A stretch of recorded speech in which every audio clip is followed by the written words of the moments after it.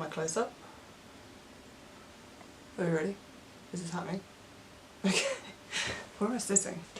Is it a podcast or is it a vlog? Because a vlog is a video blog, but a podcast is a pretty widely accepted term for, what is it, like episodes of people talking about things. And welcome to the HeyJay podcast! I wish I called it a vlog, seriously. Where have I been? I started this YouTube channel a year ago? It feels like a really long time ago. It was probably a year ago actually. And then I just abandoned it. And there's a pretty good reason for that. Where the Jeff have I been? Let me tell you. I've got it all written down here. Where have I been? This year alone, of 2019, I have been to Waltham Abbey Wool Show, Wonder Wool, Buxton Wool Gathering, Wool at Junction 13, Festy Wool in Watford, Wool in Dublin, Woolfest in Cumbria, Yarningham in Birmingham, Fibreworks, Woolness in Newcastle, Southern Wool Show, and Perth Festival of Yarn. Bugger me, I'm tired, man. It's been a really crazy, busy, really busy year of hitting the road, getting out, and meeting all of you, and what's the right word? Selling my wares, you know, taking the yarns on the road, and it's, I've been so busy. I'm so ready for December to come around. What else? So I was gonna pop on to say, so what else have I got coming up this year? So if this is the year of all the yarn shows, or the vast majority of them anyway, which ones am I still going to? So coming up, actually I've got a few dates for you, so get your diary out, because you might want to note some of these down. So 21st of September, which is a week, it was a week yesterday, it's next weekend. 21st of September is a yarn dyeing workshop, which is happening at the Fibreworks in Chipping, Norton. We run these regularly, and we have around 5 people coming for each session. You dye up 4 skeins of sock yarn. I don't pretend to be the expert on everything, but I try and pass on all of the knowledge that I have, that I've built up over the last 4 years, on how I know how to dye yarn, or how I know how to do it my way. And it's an opportunity for everyone to come and have a good old play, and just, it's a bit like viewing your yarn as a canvas. You've got 4 canvases, and I bring the whole range of all of my dyes. So, you know, if you were going to have a go at dyeing yarn at home and you wanted to have a crack at it, you might, you know, invest in a couple of pots, maybe like, I don't know, 4 colours. I've got 30, 40, never actually thought to count up how many dyes I've got maybe in the realms of somewhere between 30 and 50 different shades that you can have a play with instead. So you've got the whole palette to have a play with. And so we've got dates for that coming on. So 21st September, the 26th of October, we've got another one coming up. And the last one of the year will be Saturday the 7th of December. So you get that again, 21st September, Saturday 26th of October, Saturday 7th of December. They're all held in the morning from 10 o'clock, and we run through to 1, half 1, depends how long it takes everyone to kind of, you know, to do it. It's no kind of, it's not high pressured environment, it's just kind of we finish when we finish. But it usually takes a morning, and yeah, we just have a play. So those are the yarn dyeing workshops. Coming up for the shows for the rest of the year, my next one is 12th and 13th of October is Bakewell Wool Gathering.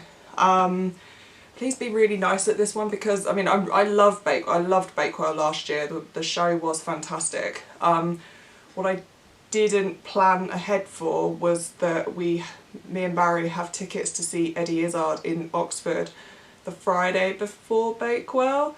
So we're just going to be getting up at the crack of dawn to hot visit all the way to Bakewell and set up in the morning. It's going to be fine. It's going to be so fine. Yeah, yay me for planning that one ahead. Oh, it's going to be fine. It's going to be so fine. I'll be just running off of caffeine, which is generally my general state of existence at shows anyway. No, Bakewell Wool Gathering is a really, really lovely show. Bakewell is beautiful. Last year was my first year there. It's a beautiful place to visit. The show's really lovely. It's got some fantastic exhibitors this year. We're really looking forward to going, hence why we thought we're going to squeeze everything into this weekend of chaos because it's all worth it. It's going to be really lovely. So I'm really looking forward to that. So that is 12th and 13th of October. Next on the Saturday 9th of November is Festival in Hitchin. This is a nice yarn show. Is it 9th just one day? I think it's just a one day. It is a one day. Yeah, Saturday 9th of November. It's a really nice one day show. It's quite established now. I think it's been going for, I want to say 7 years. Don't quote me on that, I might have that horrendously wrong. It's a really, really lovely show. And again, it's got some really great exhibitors there.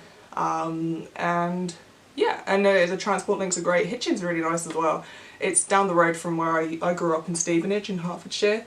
Hitchin's just next door to that, so it's kind of always quite nice to go back to my old stomping ground. So I'll be there. Sunday 17th of November is Nottingham Yarn Expo.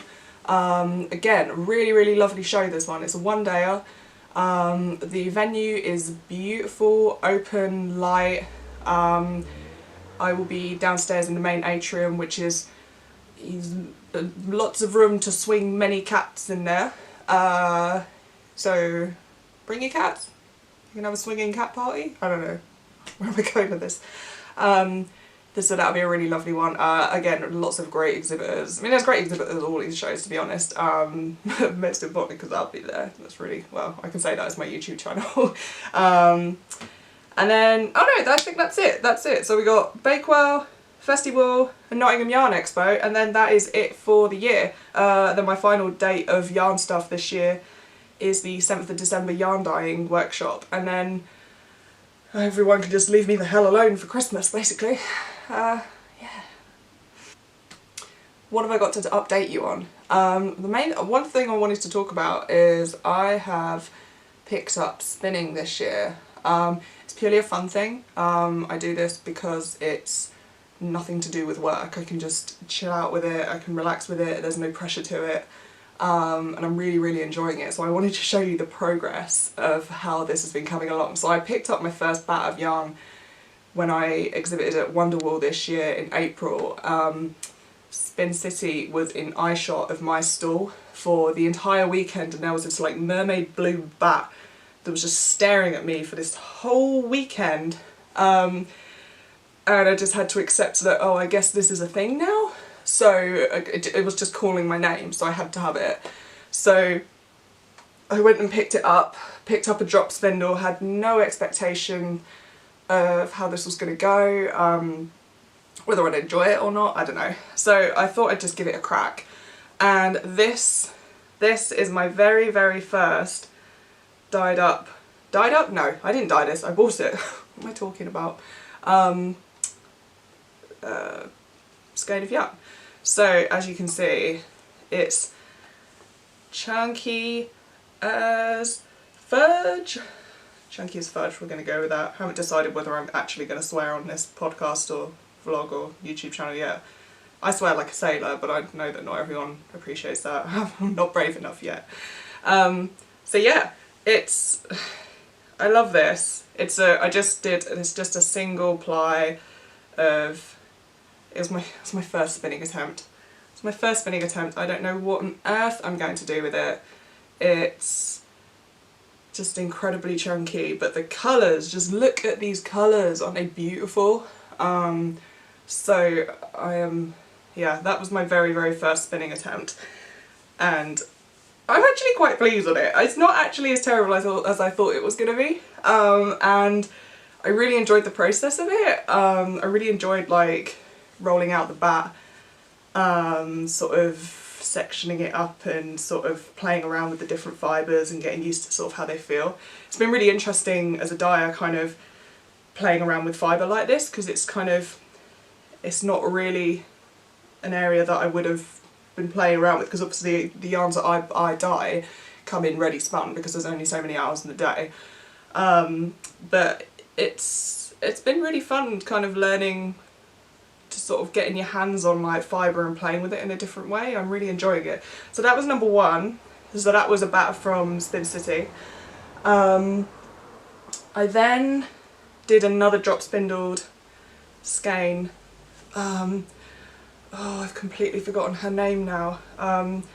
She was my stall neighbour at Buxton Wool Gathering. Oh, she was such a babe, and I rinsed her of so much spinning knowledge, and I can't remember her name or her business. I'll try and find the thing and put it in the notes of this video so I don't feel like such a terrible person. But this is like some sparkly, sort of greeny, purpley, I wonder if it's going to go out of focus, but look at that, isn't that awesome?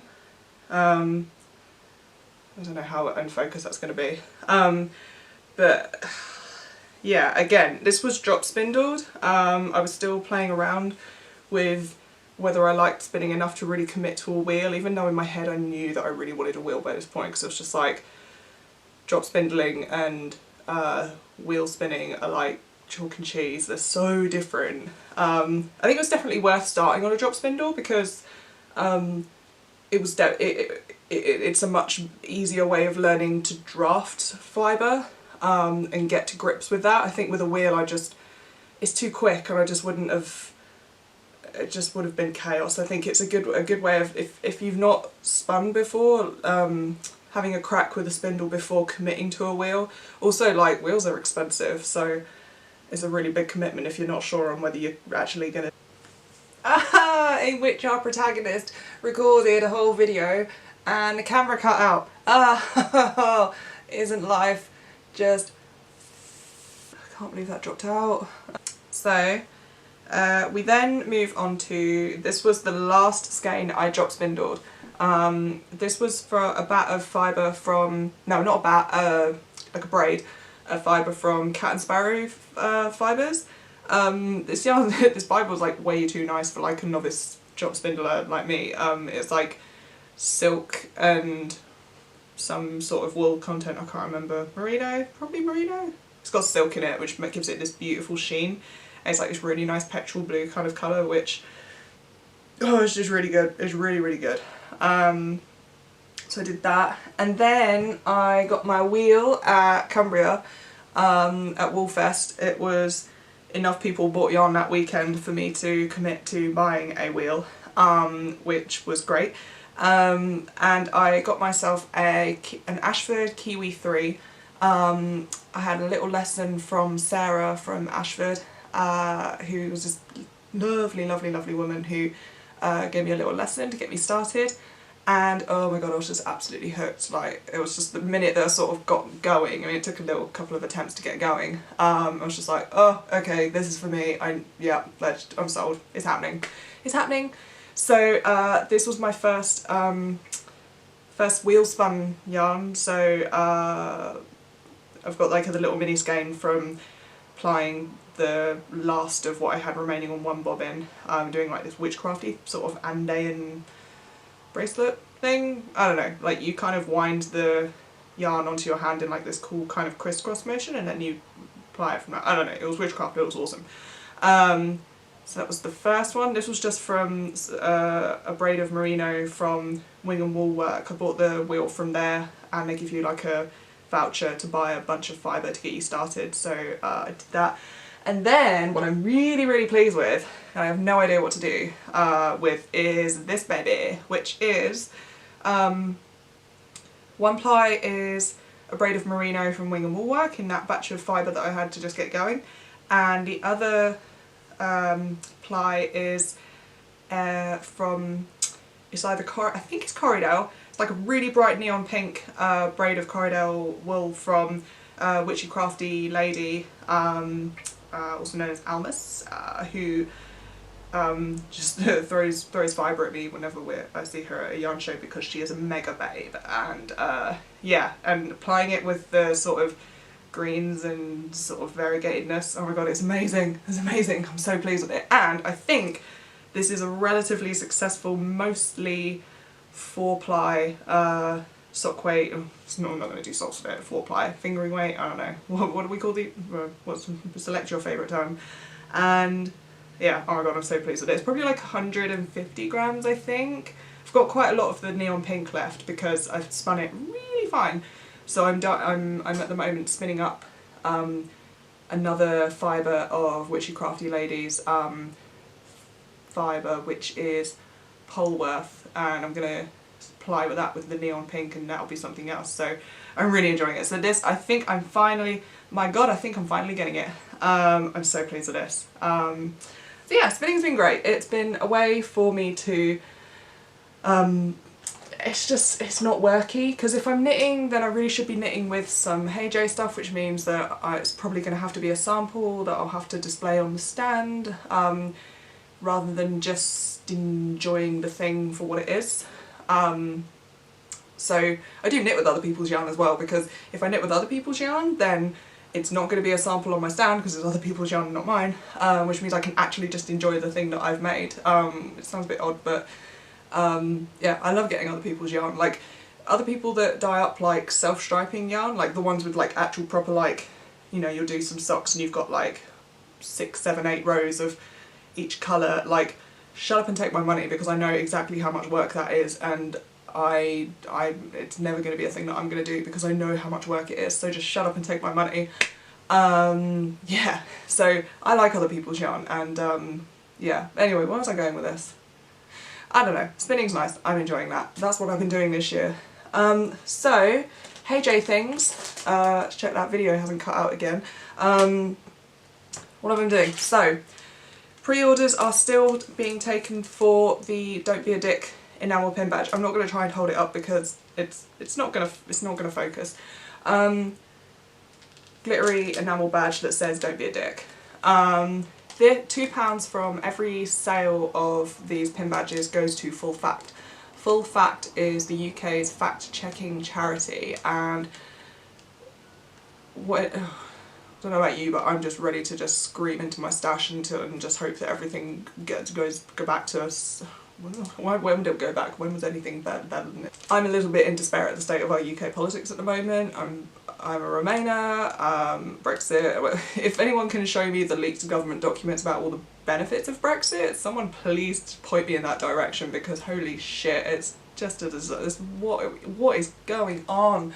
So instead of me screaming into my stash, I decided when our esteemed Prime Minister was put into power that I was going to try and do something positive. So I have had these badges made up, and £2 from every sale goes to Full Fact. Full Fact are the independent, like I said, independent fact-checking charity. So they check out everything that is said by our media. Well, they check out a lot of things that are said in the media, by our politicians, things that do the rounds on social media, and they check out whether it's factual. You know, they're not taking sides, they're not politically affiliated, they're independent, so they're not funded by any side or anyone with a ulterior motive. They just are looking for truth, and then if they find that something is not quite as it has said to be, they will call it out and they will ask for it to be for this to be corrected. It seems pretty worthy to me right now. Even if you don't get one of these badges, just go and have a look at fullfact.org, fullfact.org, and just take a look. I think at the moment I'm feeling quite helpless about a lot of stuff, but if you have a look at the website, knowledge is power. I think it's all we can do. We need to be clued up on what's going on, and if you do see something in the newspaper, if you do see your politician or a Prime Minister say something that seems, you're just not too sure, have a look at Full Fact, see if they've checked it out. You can get in touch with them. I just think they're a really worthy cause right now, so don't be a dick. Also, you can just wear a badge saying don't be a dick, because it's a pretty good life. It's a pretty good way to live your life, I think. So the badges, and what else we got? So I will be listing on the website probably at the same time as this video comes out. Halloween yarn. This is the slub yarn. This is going to be called something something pumpkin. It is merino and some nylon that's kind of spun around the core of merino that gives it that kind of slubby texture to it. It's a really good textural yarn if you're not into your fluff. I'm not really into fluff, but this is kind of, it's a really nice nubbly kind of texture, and it's because it's merino, it's really, really soft. So this is going to be coming out. Halloween yarn, something something pumpkin. That's what's happening. And last but absolutely not least is the Silky Alpaca. Oh, this is like the best stuff I've got in since quite, oh, I don't know, it's all good. But this is really, really, really soft. This is probably the softest base that I now carry. So this is, it's a 4-ply fingering weight. I probably wouldn't do socks with this because there are more suitable sock yarns, like my ultimate sock yarn base, which is a high twist blue face Leicester with nylon. That's a really good sock yarn. This deserves to be on your face rather than on your feet. It's so it's 70% baby alpaca and 30% mulberry silk. It's really, really soft. Alpaca is also 3 times warmer than wool, so you're going to be extra snuggly with whatever you do with this. And oh, it's so good. It launched at Perth Festival of Yarn last weekend, and it will be coming with me to all future shows because it is the nuts. If I see you at shows, I will just be putting this in your hands, because once it's in your hands, you won't want it to leave your hands. It's just so good. It is so good. So these retail at, for 100 grams you get 400 meters, so really deep, really good standard amount of yarn, good bang for your buck. You know, with a skein of this, you'll be able to get a whole project out of this, and they retail at £20 each. Come and have a squidge at the shows that I'm doing for the rest of the year, because it is so good. It's so good. It's so good. It's so good. And that's probably about it, actually. I'm really, really looking forward to doing the next few dates with shows. Life has been quite interesting at the moment, in a number of ways. And this yarn stuff really, really does keep me going. Having this community of people around, people of like-minded folk that, you know, it's just, it really keeps me going. And I'm really looking forward to continuing this year of being around as many of you as possible, because it really does keep me going. I'm very, very grateful for that. I'm not sure if I've said that before.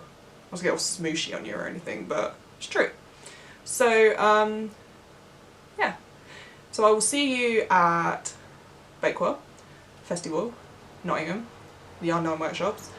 As always, I'm on social media, Facebook, HeyJay Hand-Dyed Yarns, Instagram and Twitter, HeyJay at HeyJay Yarn, and I'm sure I'll see you in comment sections of all sorts of places anyway. And yeah, until next time, whenever that might be.